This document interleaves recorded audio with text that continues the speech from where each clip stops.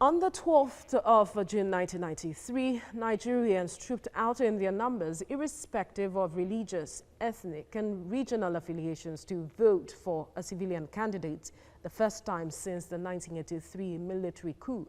The election adjudged the freest and fairest in Nigeria was later annulled by the military government. 27 years down the line, this day remains symbolic for many Nigerians. TVC News Senior Political Correspondent Ayodele Ozugbakun chronicles the events that shaped Nigeria's democracy in this report. Nigeria was on the threshold of independence. There was a brief ceremony. 60 years ago, Nigeria attained independence from its colonial masters precisely on the 1st of October 1960. This was the dramatic takeover by the new nation's own green and white flag. As of 2020, 29 out of 60 years of Nigeria's existence has been spent under different military regimes. Democracy in Africa's most populous country suffered most of its setbacks in the 70s and the 80s. This was the first session. Nigeria's first attempt at democracy was in 1960 during the First Republic, which was born after it gained independence from Great Britain. Dr. Ezekwe. Nigeria fell prey to its first of many military coups on the 15th of January 1966. General Ojukwu left behind about 2 million starving Igbos.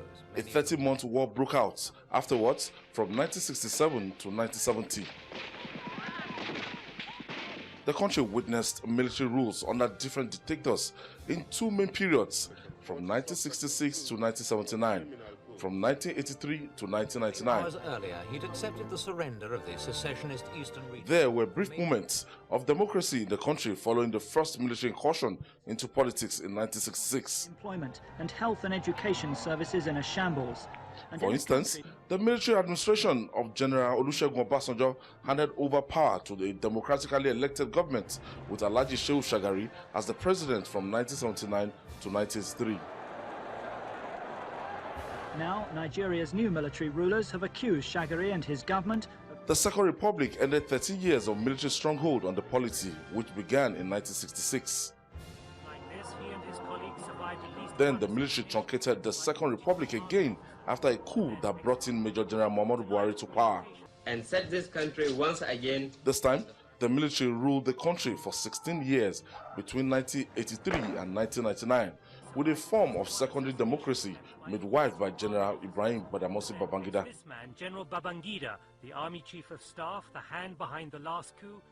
He styled himself as a military president from 1985 to 1993 when he handed over to an interim national government headed by Chief Ernest Shonekan. Babangida supervised one of the longest transition programs in the country, which terminated with the annulment of June 12 presidential election won by MKO Abiola. Therefore, that this administration attaches the greatest importance. The political crisis that followed the annulment culminated in the arrest and incarceration of Abiola in 1994. I'm being arrested, I'm just going out now with the police.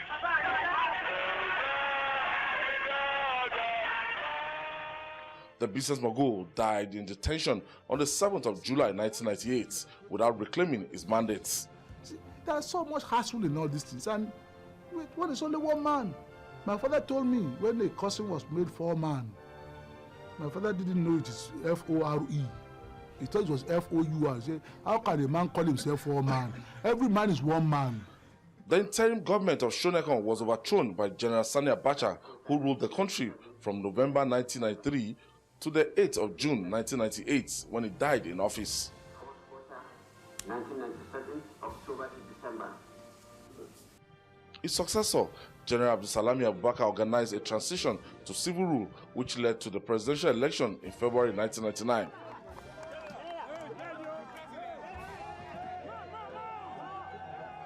Former military ruler Chief Olusegun Obasanjo won the election and was sworn in as the president on the 29th of May 1999, ending the 29 years military rule in the country.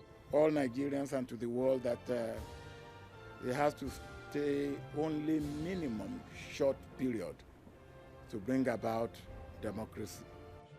The end of military rule in 1999 brought a new era of regular elections as well as return of civil liberty in the country.